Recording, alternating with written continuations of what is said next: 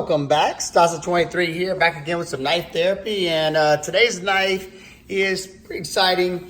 This is a knife from Quiet Carry, a small little company out of Costa Mesa, California.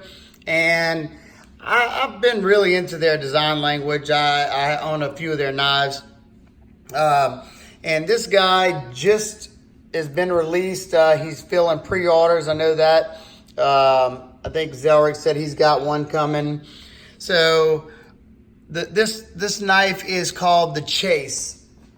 This is just the first impressions. I literally just got it, and I just wanted to give you all my opinions, my initial opinions, and after I carry it and use it for a while, I'll do my full review. But first off, look at these beautiful scales. When I first saw this online, I thought this was like Buckeye Burl or something like that, a dyed burl. What this is a special made acrylic, and it's absolutely gorgeous. And one cool thing about it, if you choose the acrylic version, it'll basically be one of a kind because all the patterns will be different. Kind of like the Zome patterns from Spyderco. It's kind of like in that same vein. The scales are pretty smooth. They don't feel slippery though. When you bear down on it, it kind of has that, like, you hear that tactile feeling.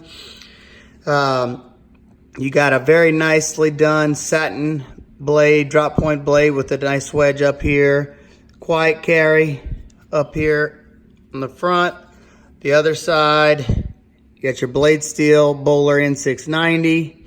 It's a good to go steel. It's not a super steel, but I don't mind it. It's kind of in the vein of VG10, but through my testing with most companies, I've noticed to be a little bit better for some companies at least.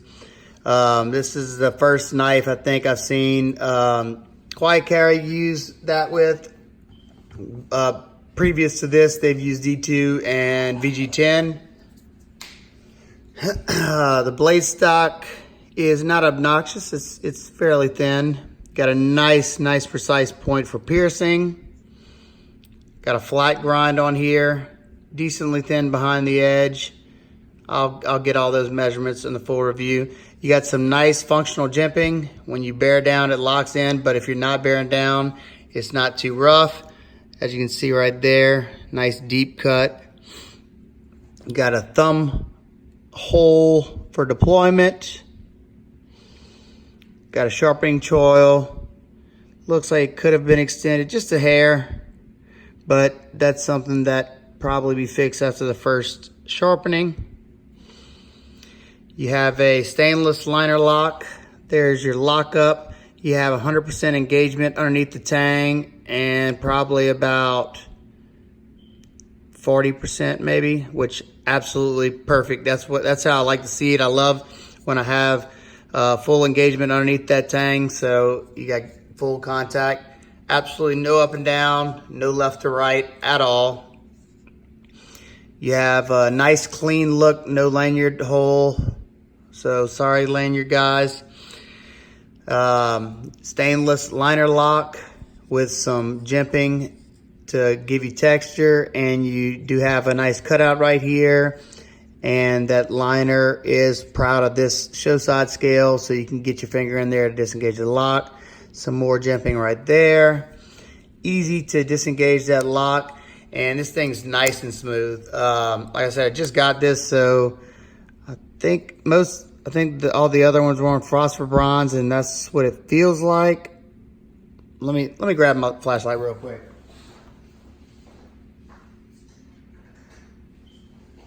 Sorry about that. Let's see if we can see inside there. Yeah, it looks like I'm seeing a reflection of phosphor bronze right there. Yep. Nice and smooth. Every Quiet Carry that I've owned, they all are nice and smooth.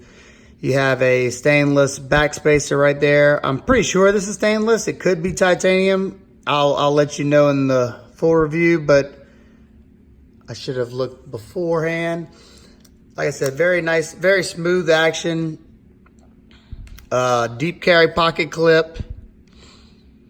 And the signature quiet carry, they all have these little holes on there. I think it's cool, you know, it lets you know that that's a quiet carry design. Ergos, feel good in hand.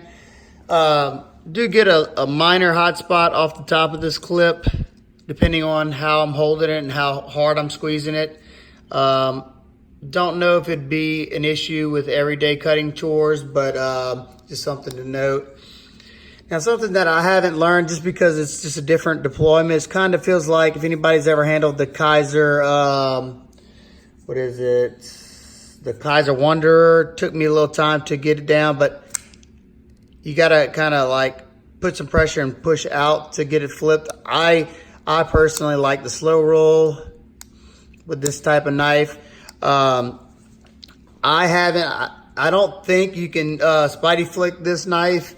I haven't been able to. I think mainly because of this area right here. When you go to flick it, you can't go up with it like that. You'd have to flick it straight out like that, and I can't even come close. It feels like you'd be able to, but I mean the detent's not super strong. I mean, it sucks the blade in. So I don't know, maybe after I carry it for a while, maybe I'll figure out how to do that, but that's definitely not a deal breaker. Let's get some quick size comparisons, and I'll give you all a weight, and then we'll close it on out. First up, the Spyderco Brower. These two are pretty close in size. Brower is just a little bit shorter in blade, but you have a good bit more blade length because you have no choil on the chase. Here's one almost identical in size, if not identical, the Kershaw Atmos. These two are just about, if not identical, in size, at least in length. You do have more width on the chase. Another one is very close in size. The Wii Rectifier. Let's see. Yeah, those two might be identical as well. So if you own the Rectifier, you should have a good idea of how big the chase is. And another new one that I just picked up, the SOG Terminus XR. And the Terminus is longer by just a smidge, but it looks like you have about the same exact blade length. So there you go, because you have more handle on the chase.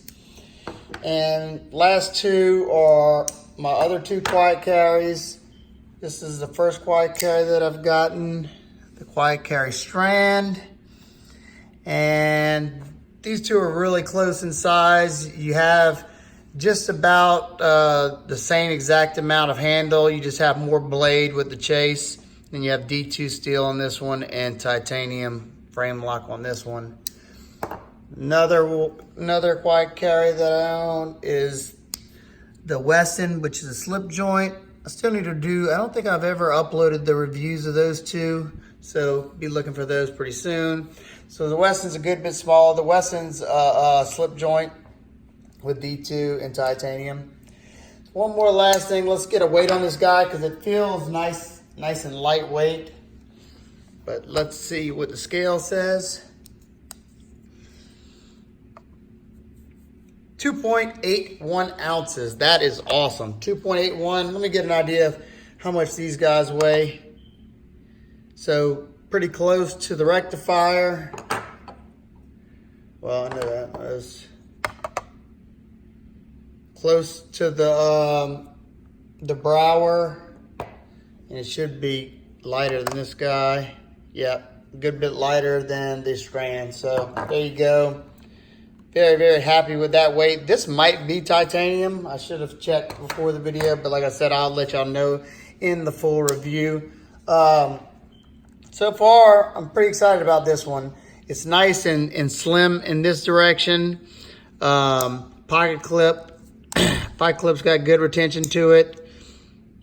You have complete deep carry there. We'll have to see how this carries in thicker pants because the shorts I wear majority of the time are thin, lightweight shorts. As you can see, you got some heavy skeletonization in there, so that's keeping that weight down. So this is definitely going to be one I look forward to carrying and using and reporting back whenever I have gathered my thoughts on this guy. Hope everybody's having an absolute wonderful day. If you have any questions, comments, concerns, please leave them down below. If you like this video, please give it a big thumbs up. Share it with all your friends and family and your social networks. And make sure to like, share, and subscribe. And I'll see you on the next one. Peace.